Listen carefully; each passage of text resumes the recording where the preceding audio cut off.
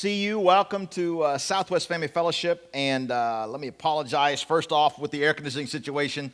We got here this morning and the main unit is not working. And so we've got somebody on his way out to look at that. Hopefully for second service, we'll get it kicked back on. So we've got the doors closed. And it's working in the foyer and up here on the stage, although I'm not feeling it. And so we'll do our best. It might be fitting. We've got a movie set in a city that's one of the most humid places on the face of the earth. So maybe God wanted us to experience, the whole dynamic. But we are in our God at the Movies series. Welcome. This is our penultimate week for God at the Movies. We'll wrap it up next week with an animated film. We use a lot of different genres in God at the Movies. Already this year we've had sci-fi, action, historical biofiction, even had a documentary this year, which we've done at times in the past. Last year we had our first horror movie, that genre, right? Which, by the way, they released the trailer this week for It 2. And I'm going to tell you, unless Jesus appears at the end and begins to share the gospel with everybody, probably will not revisit that territory. I watched that trailer and couldn't sleep that night after that. So we may get another horror movie one day, but it won't be this year, certainly. Today, though, we have another genre that's almost as rare as horror in our tradition, the romantic comedy. We got a rom-com today. I've had a couple people be a little fussy about this movie this morning to me, and I would give you a guess. What gender do you think all of them were? They were all men. That's right. So we've got something maybe for the ladies today. I like rom-coms. I got a wife. We go see them a lot. We saw one on date day this week, in fact, and they're fine as any other genre. But I would say that Crazy Rich Asians is actually more than a rom-com. First of all, I think it's an important film in that it's a celebration of Asian culture, which I think is great. This is the first Hollywood-produced movie in 25 years with an all-Asian cast, the Joy Luck Club being the other, and that was much more kind of cerebral, Oscar bait kind of movie. One of the best things about the film, though, is its message that not all Asians are the same, right? Like any culturally ethnic group, there's just a lot of diversity in that mix, and it shows in this film.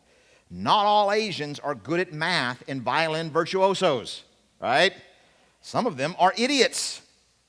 Looking at you, Kin Young, he's a funny guy. But then some of them, male and female, are brilliant business tycoons. Some of them are compassionate philanthropists. And some of them are sexy male hunks. A common theme of this movie is Asian men with their shirts off. They will use any excuse in this film to get these guys out of their shirts. And Hollywood usually reserves that for the ladies, so it's kind of a nice change of pace. But the filmmakers talk about how that was actually an intentional move to portray Asian men as sex symbols, which is something that you very rarely see in Hollywood, unless they can do kung fu. It's a little like my own people. There was a day when Italian Americans only got cast in movies if they were playing gangsters, mobsters, mafia kind of thing. So there's that dynamic. Now, if you don't think all this stereotype-breaking stuff is necessary in this day and age, you should just know that among the early studio offers to produce this film, one of them was contingent on them casting a white actress in the leading role. Because the thought was people won't come see an all-Asian cast, so you got to have white people in it. Appears to have been proven wrong. Crazy Rich Asians was made on a budget of $30 million. Its opening weekend in America alone, it made $34 million. Ultimately, in theaters, cleared over $250 million worldwide. And yes, there will be a sequel. So it's good.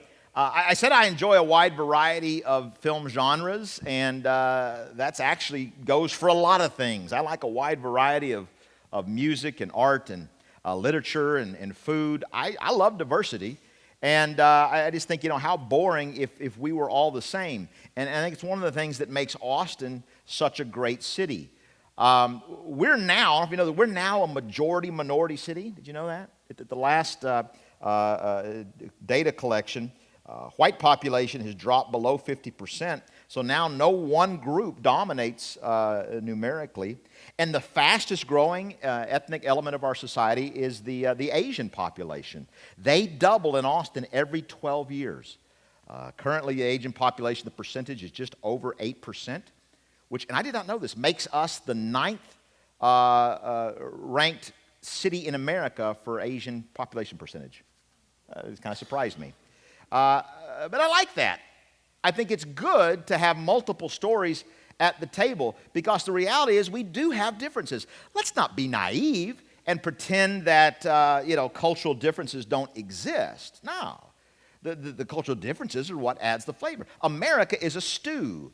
And what makes the stew delicious is you can taste the carrots and the potatoes and the jalapenos, and I don't know what you put in your stew, but whatever it is, it's the diversity of it that gives it its flavor. If you took all that and blended it into a paste, right? That's gross. The diversity of culture gives us flavor. And I think it's that flavor that makes Crazy Rich Asians so appealing. Again, like I said, yes, it's a love story, but I think the romance actually takes a back seat to something larger, which is the tension that diversity of culture can bring with it. The storyline is Rachel and Nick have been dating for about a year, young couple in New York, when he invites her to accompany him home to his brother's wedding in Singapore. Well, she'll get to meet his family. Rachel is Asian American. Her mother is a first-generation Chinese immigrant, but Rachel has never been to Asia herself.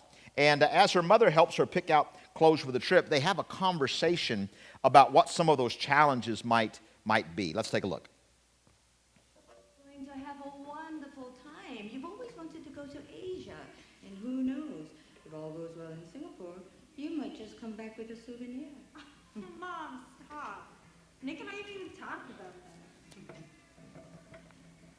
I mean, his parents can't not like me, right? What was that look? I saw that. Nothing. It's just Nick. Bringing a girl all the way there to meet them can mean a lot to these overseas families. They're different from us. How are they different? They're Chinese. I'm Chinese. I'm so Chinese, I'm an economics professor with lactose intolerance. Yeah, but you grew up here. 你看出来是华人，你讲的是中文，是这里，而这里 you're different. You're different, right? Now listen, different is good. God loves different. You see that in his creation. You will see it one day in the new heavens and the new earth. Different is good. But the reality is, in our present fallen world, different is difficult. Because of our sin nature, we have a tendency to pick on those who are different from us. And I think ultimately it comes down, probably like everything else ultimately, to our existential view of self-worth. We all have this drive to want to know that we matter. See, back in the Garden of Eden, Adam and Eve knew they mattered because they had a completely, perfectly intimate relationship with God and with one another. But when sin entered the picture, because they weren't content to be with God, they actually wanted to be God, all that went away. And so you see the breakdown in relationships almost immediately, right? Adam and Eve had two sons initially, and like all sons, they were different. Abel and Cain, right? Abel raised livestock. Cain raised crops. He was a farmer, right? Let's make a stew. It's all good, right? Abel can bring the beef. Cain can bring the veggies. Dinner is served. Heard the Oklahoma musical, right? They have the song. It's the rancher and the farmer and the cowman should be friends. They should be, but how many know? Many times they aren't. And so the first farmer, Cain, rose up and killed the first cowman, Abel. Different is difficult. See, even in the same family. And Rachel here is not just about to cross family. She is reaching across culture as well, specifically the South Asian city-state of Singapore. Now, Crazy Rich Asians is based on a very popular trilogy of novels of the same name. Has anybody read the novel or novels? Anybody in here? Okay, Pat has a couple of you. Yeah. The author of it, Kevin Kwan, He himself was raised in Singapore until age 11 when his family moved to Clear Lake, Texas. So he's a Houston boy. In fact, for a creative writing class at the University of Texas, he wrote a poem called Singapore Bible Study. It's about a memory he had as a boy growing up in his childhood. And when he read it in class, he says his fellow students were floored by it. And they were just peppering him with questions about this whole world and this culture they wanted to know more about. So he says he put that poem away for 20 years, but it really became the basis for the novel. And so I think it's appropriate that that scene is included in actually in the movie to introduce the Singapore setting in our film. Plus, I liked it because I like the fact that they recognize just this Christian aspect of things. It's not always you see this in films today. So let's take a look at this clip. If then you have been raised with Christ, seek the things that are above, where Christ is, seated at the right hand of God. Set your minds on things that are above, not on things that are on earth. Eleanor, is Nikki bringing a girl to Colin's wedding? Ma and Amanda heard it from her friend Francesca. Eddie says her name is Rachel Chu. Oh, I thought that Nick was coming alone. Did you know he had a girlfriend? I think we should return to the Word of God. Alex, Ephesians chapter 6 verse 4. Bring up your children in the discipline and instruction of the Lord. Oh, I do hope she's a good Christian girl. Well, if he's bringing her home, it must be serious. Exactly.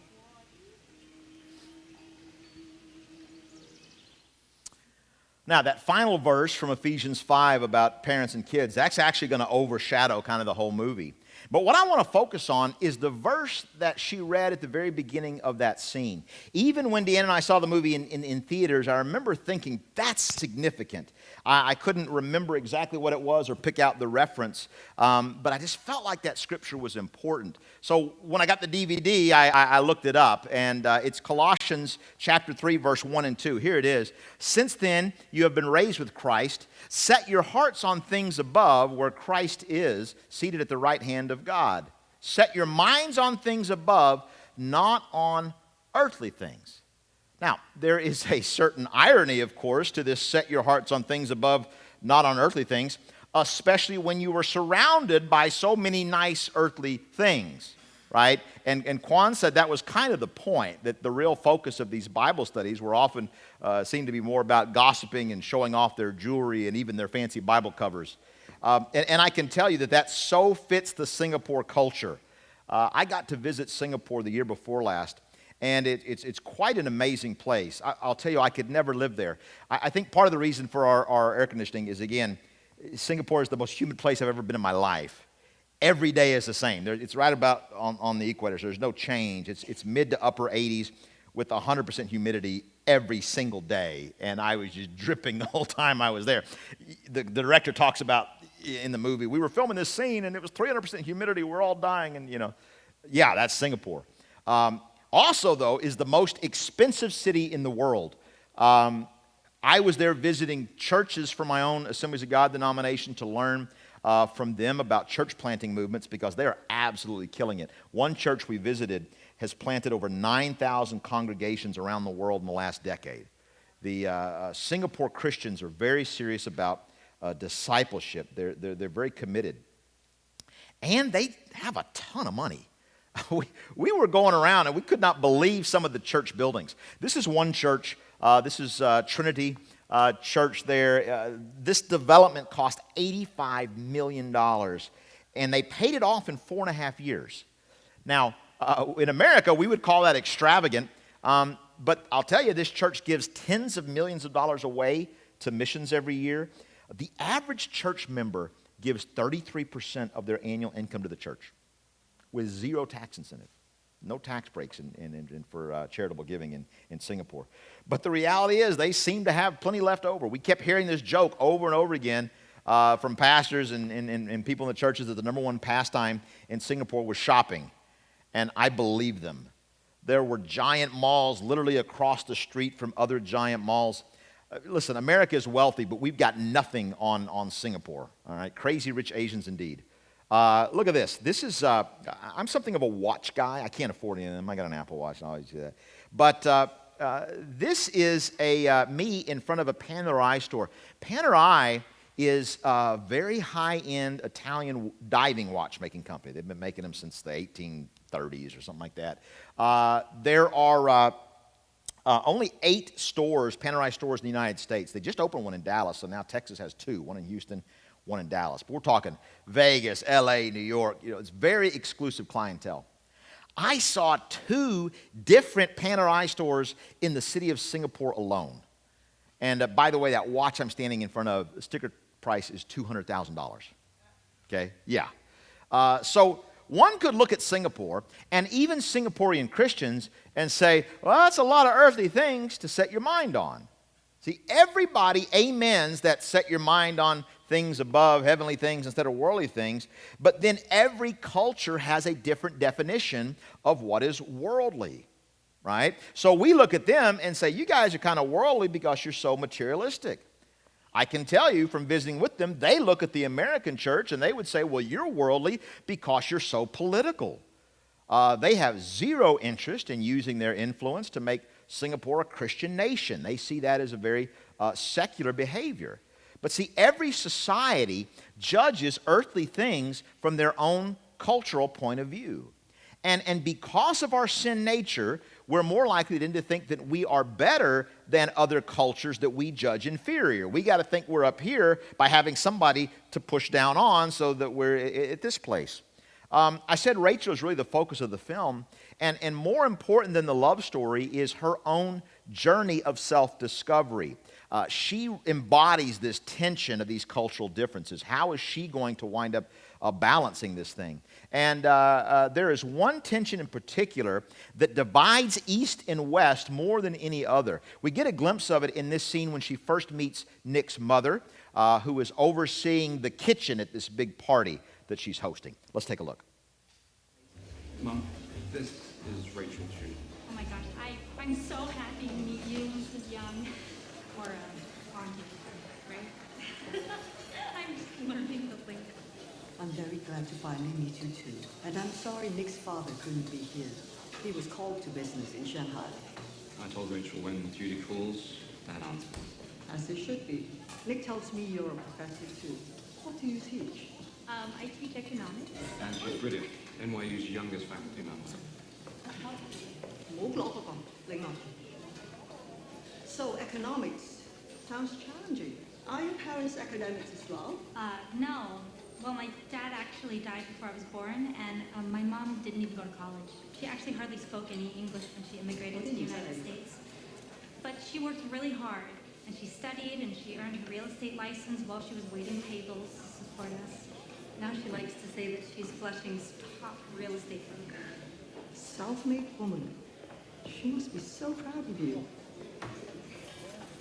Well, she knows that I'm passionate about what I do, and she's always wanted that for me. Pursuing one's passion. How American. Well, your mother's very open-minded.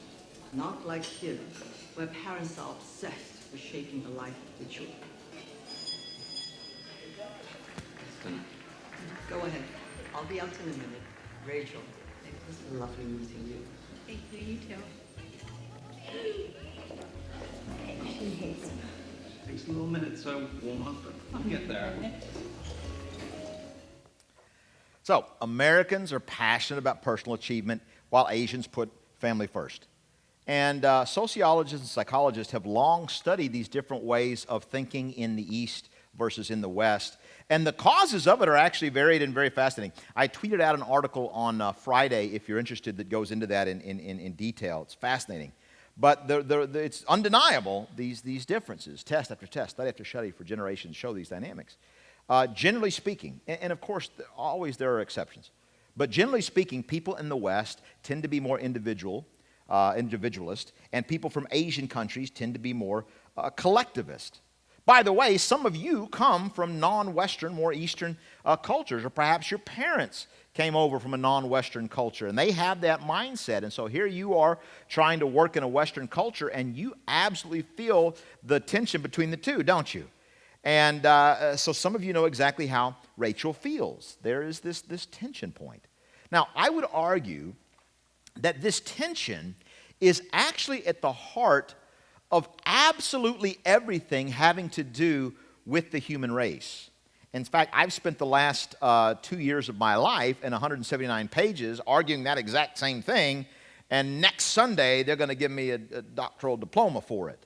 But this is kind of the focus of my dissertation. I wrote about a prominent psychologist named Murray Bowen, who is the father of what's called emotional systems theory, and his work is based on his observations of evolutionary behavior over generations, from which he proposed that every single human being is born with two competing internal desires. You see it right there in the middle, the individual and the communal, right? We have this desire in turn to be an individual and to be part of a communal dynamic. You see it, moms, right? You see it in the littlest kids, from mommy to I do it myself, right? So it is ingrained in us.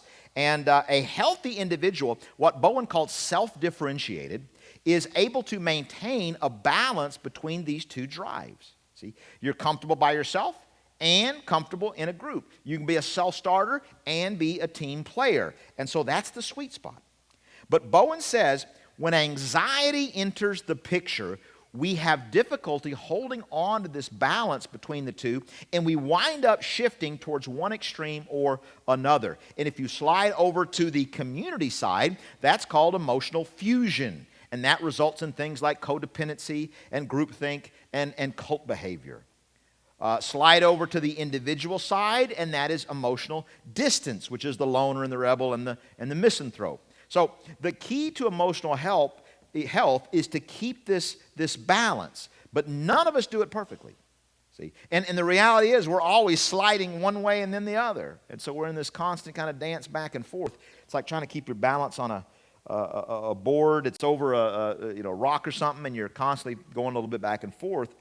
The trick is just don't fall all the way over, right? We want to grow in our emotional health until we can, in our self-differentiation, begin to weather these anxiety storms that are always coming and trying to blow us off balance. Now, the higher the anxiety storm, sometimes it doesn't matter. It's going to blow you because it's just such a huge crisis. But hopefully, we get where we can handle the day-to-day crisis with an area of balance. So here's where my theological contribution to the theory comes in, all right? I said, how have Christians for thousands of years traditionally defined the nature of God? We say that God is three persons and one essence. That's called the Trinity. Maybe you've heard of this concept of the Trinity. God is three in one. God is perfectly community and perfectly individuality at the same time. Okay? In other words, Bowen might define God as perfectly self-differentiated. Okay? Now, the very first chapter of the Bible records God as saying, let us make man in our image, in our likeness. And that our part, by the way, is one of the many hints in the Bible that points us to the dynamic of the Trinity. Okay? So my theory is this. What if the spark of the divine, okay, the imago Dei, the thumbprint of God that resides at the core of every human being, is this desire that Bowen has discovered, this desire for the unity of the individual and the communal existence. See, we were created with this dynamic, and yet because of the fall, which is the ultimate cosmic anxiety entering into the human race, we have been struggling to get back to that God dynamic that we had when we were created, and so we wind up flailing back and forth all the time in these out of balance positions. See, and then I went through church history to show that this could explain why at every major epoch of time you find these big church council fights over the nature of the Trinity. Individual versus communal is a big story. But I'm convinced that the Bible, through the gospel, points us again and again to this balance that we need. First of all, I would say that the Bible endorses both as necessary traits to help bring God's kingdom to earth as it is in heaven. But secondly, the Bible critiques both of them when they get out of balance and they become idolatrous. A good thing that becomes an ultimate thing always becomes a bad thing. That's the dynamic of idolatry.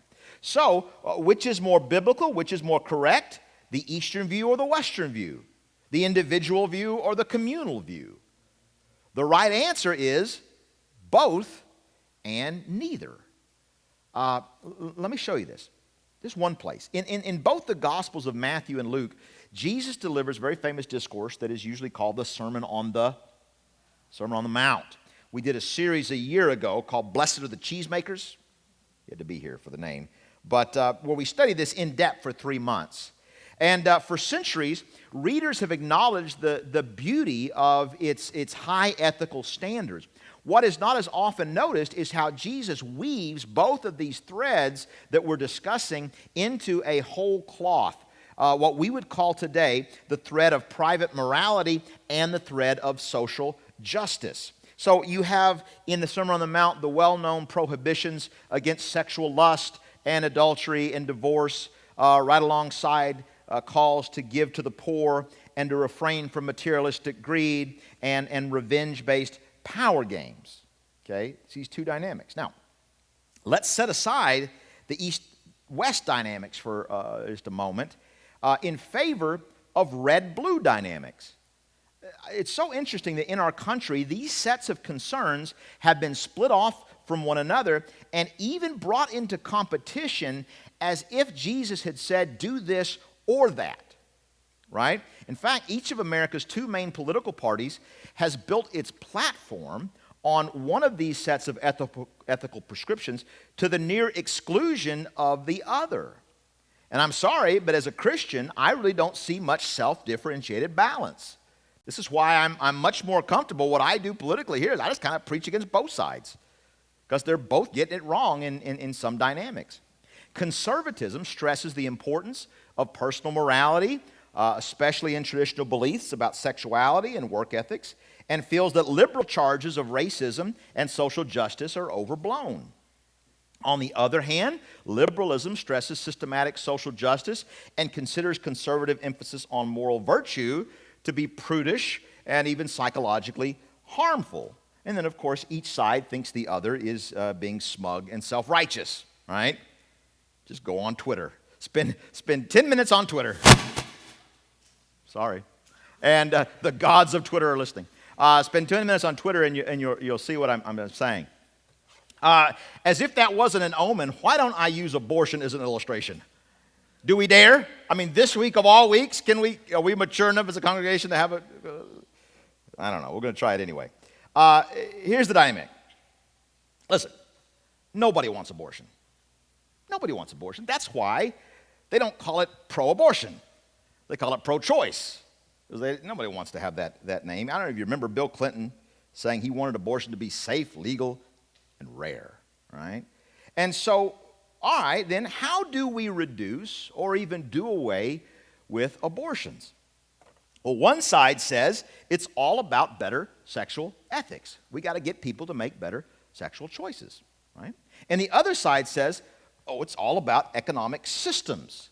If you raise people out of poverty and you provide more social services, you get fewer moms that feel like they can't afford to raise a child, right? And after all, the numbers say that 70% of abortions in this country are for women who make 200% or less of the national poverty line. Okay? So which is it? Personal morality or social justice? Well, don't stone me, but could it be both? Could the solution be in both of these dynamics? I know that doesn't make for good TV, right? You'll get higher ratings if one guy's screaming about locking up the doctors and the other guy's saying, no, you should, kill the kid on his first birthday. They're not going to invite me on TV, right? Sensible compromise. Nobody wants that. But do you see, as long as we maintain these extreme divisions between individual and communal ethics, we're never going to get anywhere. See? If God is, as I claim, this perfect blending of the three in one, this spiritual, perfect, self-differentiated balance, all right? What would the opposite of that be? Could we imagine a spirit creature whose essence is so divided between dysfunctional rebellion and cult-like fusion that its twisted nature spreads like a cancer from cell to cell until it destroys the organism that God has created? Right? Might we even call what's going on in our world today demonic? So how do you fight that? How do you fight this disunity and this ripping apart of these things that God intended to be together? Jesus gave us these ethical guidelines, see? And the devil has used them to get us to bludgeon one another. So what's the solution? Are you going to force one side to give in to the other? You know, which brand of dysfunction do you choose? The one I voted for. All right, hush up. That's what we do, right? Well, look, if we look to Jesus, who, remember, gave us the rule book to begin with, what did he do? Who did he force? See, you understand, first century Palestine had a divide as well. You had the Romans, who were all emotional fusion. Everybody has got to join with us in this pagan emperor worship cult or else. And then on the other side, you had the Jews, who were all emotional distance. We're it. We're the people of God and the only people of God. That was what was going on in first century Palestine. So, which side did Jesus force? Well, he didn't. He didn't force anybody. He sacrificed. Why? Because he loved both sides. See? And love doesn't force. Love sacrifices. If you force, then you don't get what you want, which is this mutuality in love. Only sacrifice can do that. And what a beautiful picture we have of that in our film this week. Like I said, Rachel's our main character, but I think she's also a type of Christ.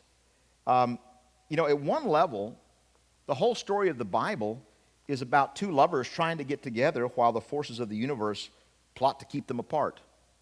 The Bible's kind of the ultimate rom-com. Well, so it is with Nick and Rachel. At one point, his mother tells her, "You'll never be enough for my son."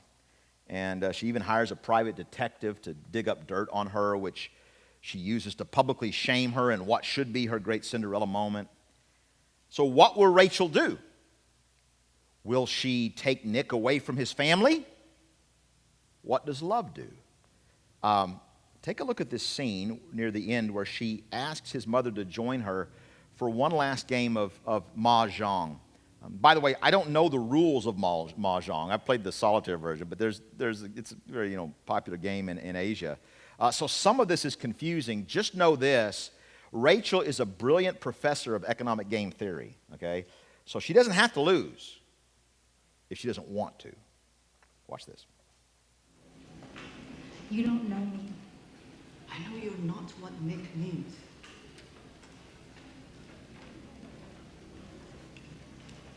Well, he proposed to me yesterday.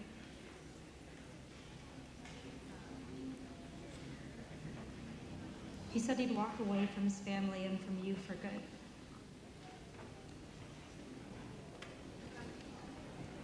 Don't worry, I turned him down.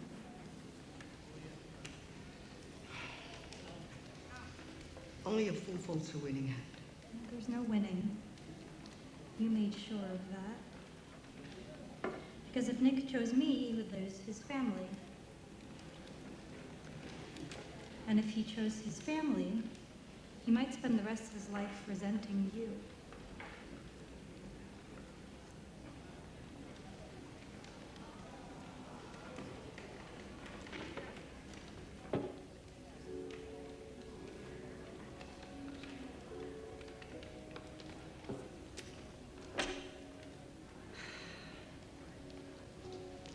So you chose for him.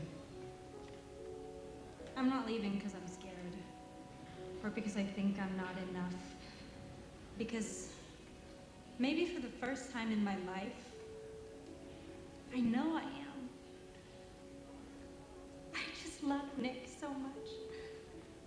I don't want him to lose his mom again.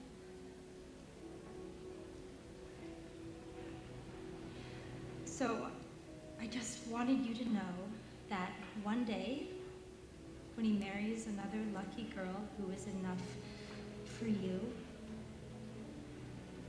and you're playing with your grandkids while the tanhuas are blooming and the birds are chirping,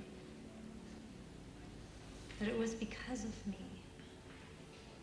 a poor, raised by a single mother, low-class immigrant, nobody.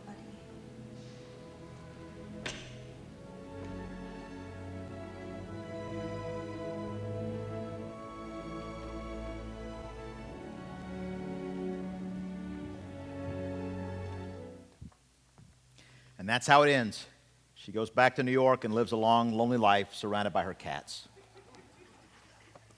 And if you believe that, you've not only not seen this movie, but you've probably never seen a rom-com in your life, right? Of course not.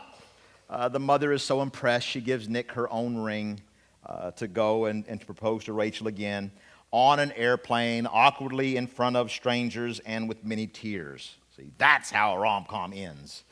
But do you see this dynamic? It was Rachel's sacrifice that proved she was worthy to be the bride. And here's the thing, you know, Jesus didn't come from real good stock on paper either. Lots of scandal in his family history. Poor, check. Low class, can anything good come out of Nazareth? Immigrant, even better. He was a refugee kid, running for his life most of his early childhood. Raised by a single mother. Isn't this Mary's son? A nobody? Even Paul says he made himself nothing, taking the very nature of a servant. But his sacrifice showed who he really was. His sacrifice showed the lengths he was willing to go to for the one that he loved. And his sacrifice ultimately proved that he was worthy to be the groom. And guess who he loved? You. You. See?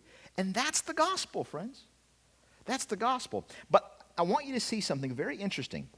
Even at the end, Jesus is stomping all over this great divide between East and West. Look at John chapter 19. This is during the crucifixion scene. Near the cross of Jesus stood his mother's sister, Mary the wife of Clopas, and Mary Magdalene.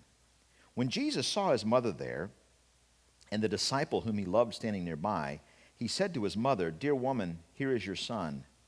And to the disciple, "Here is your mother."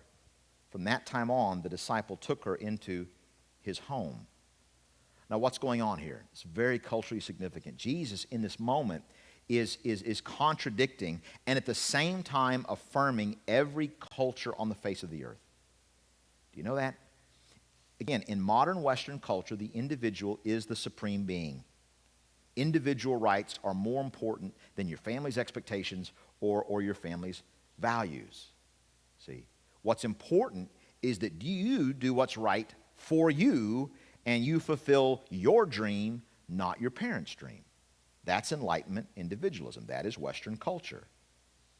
But here we see that when Jesus literally had the world on his shoulders, you ever feel like that? Some of you feel like, I've just got the weight of the world on me. Jesus literally did. The whole world bearing down on him. He's in infinite agony. And yet, here at the very end, he's thinking about his mom.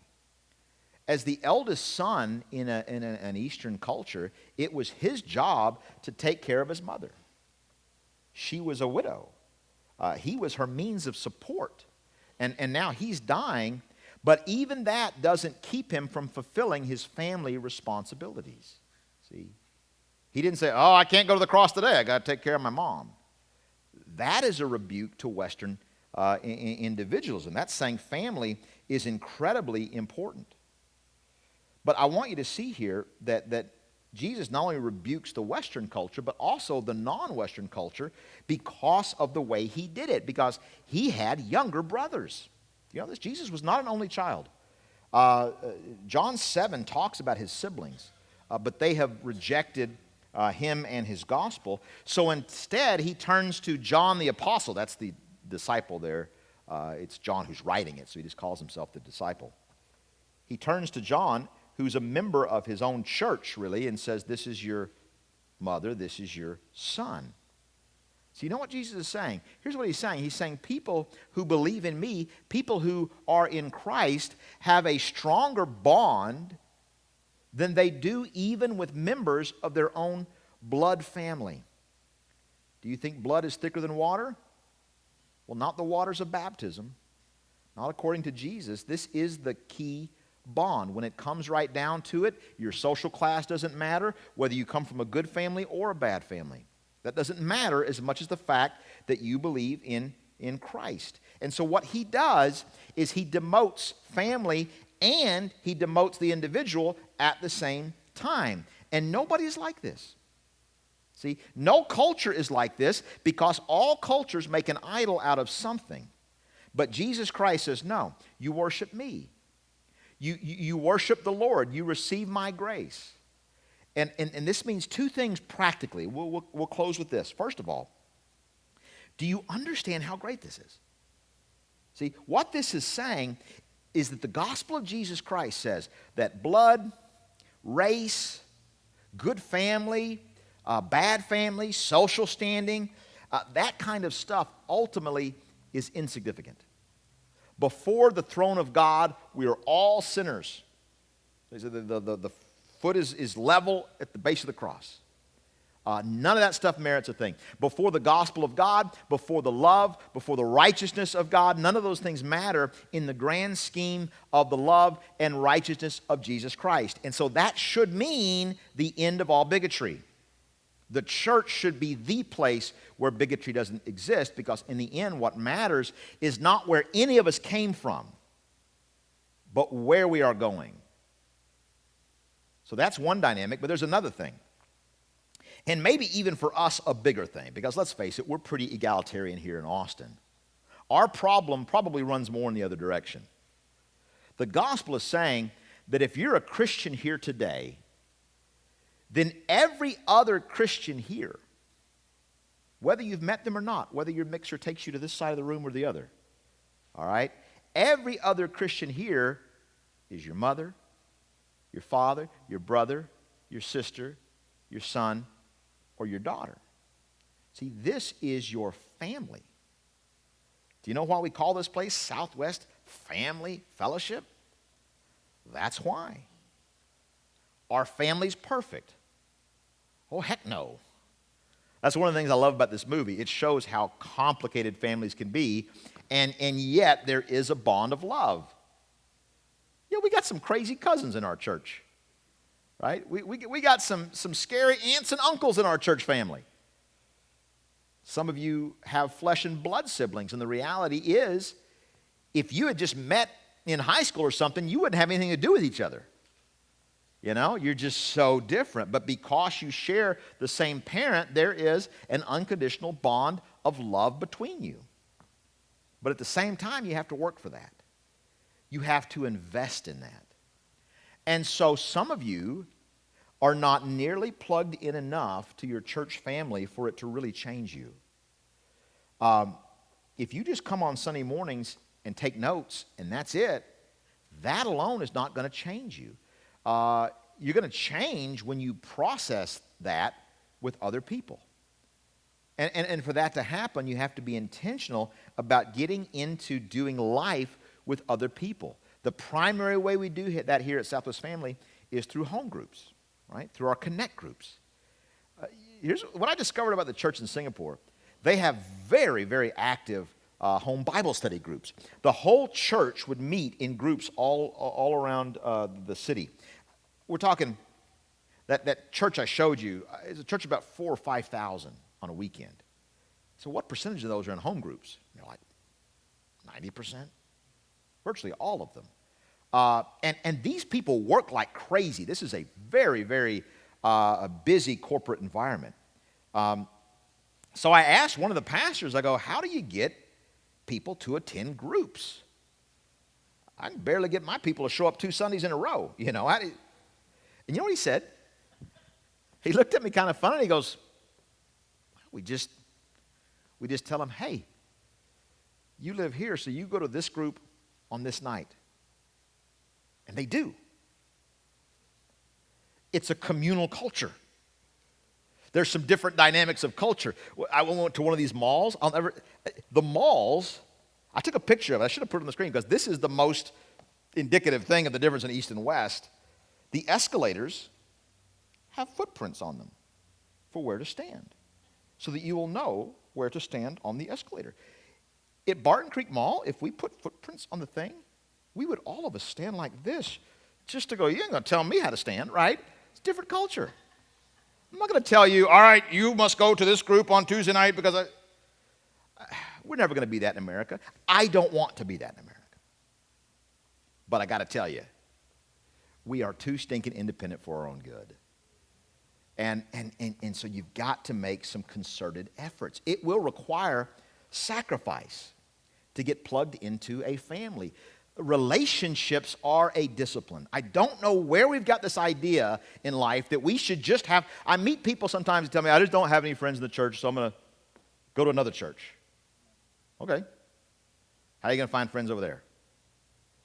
You won't make friends by sitting sideways, in rows on Sunday morning and never connecting. Friendship is a discipline. Relationships take discipline. If you're married, you know that. If you leave a relationship alone, it doesn't get better, does it? Disciplines, if I leave this body alone, will it get better or will it get worse? Much, much worse, right? It takes discipline to do these things. Relationships are the same way. So you got to get plugged into the family of your church. So, well, Anthony, Connect groups are over this week for the summer, right? That's right. So get creative. Why don't you turn around and find somebody sitting next to you and go to lunch with them? With strangers? No. With your family. This is your church family. This is the family that Jesus sacrificed to provide for you. And you will get nothing of the ultimate Christ-likeness in your life unless you are willing to be in the family that Christ put you in. You don't have to be afraid. Different is difficult, but different is okay here. Jesus died to make sure it is. Let's pray. Oh, Father, this is who we are. For all of these dynamics that we talk about the church, and sometimes we use these corporate models. And I read books about the corporate nature of the church, and there's truth to that. But at the end of the day, more than anything, church is relationship. This is a family. God is our Father, and in a sense our mother as well, as we talked about last week. God is the parent. Jesus is the elder brother, the true elder brother that we all need to guide us, to set an example for us, to protect us. But then the rest of us, we're all siblings. We're all on the same side. We're all on the same team. We're all in the same family. And so, Father, I pray that you would forgive us for having allowed. We've become very worldly. We have, in fact, set our mind on earthly things. We as a church have allowed other things to distinguish us rather than our church family. We've allowed our educational level to distinguish us. We've allowed our occupation to distinguish us. In some cases, we've allowed our ethnic identity to distinguish us. A lot of us are allowing our political identity to distinguish us. Those things are all fine. Those things are all good. Families can and should have people from all these different levels in them. But the bond that holds them together ultimately is that family. And God, you say that even if your father and mother forsake you, I will never forsake you. And that means that our ultimate family is right here in this room. Right here in this church. And so, Father God, I pray that you would do a work in our hearts, that there would be some folks that would get serious about being in this family. First of all, I pray there's some people in this room that would say, you know what, I kind of want in. I've been on the outside. I've yet to make Jesus the Lord of my life. I've yet to commit to this family. This is for all of us. We're either adopted or we marry in or we make a decision to get into this family. And so, Father, maybe there's some people today that would make that decision. But for the rest of us who would say, yes, I agree, I'm a part of the family of God, would you speak to our hearts about living that out? God, whatever that would look like. And that's going to look like more than just better church attendance. It's not going to look like less than that. It's going to look like more than being intentional about getting into small groups and other things and coming to events that we do to be together as a family. But it's not going to look less than that. So, Father, would you help us at Southwest Family Fellowship really to show the world a different way, to be an example to our city that's so, so lonely, that we really would, Father, set our minds on the things above, not on the earthly things. Because on that day when we gather together in the new heavens and the new earth, our occupation isn't going to matter anymore. The amount of money we have, when we can reach down and pick gold up off the streets, that's not going to matter. Where we went to school, that's not going to matter. Where we live, we're all going to have mansions. The thing that's going to bond us together is that we are family, that we are children of the Most High God. Let us begin to live that way now. In Jesus' name we pray.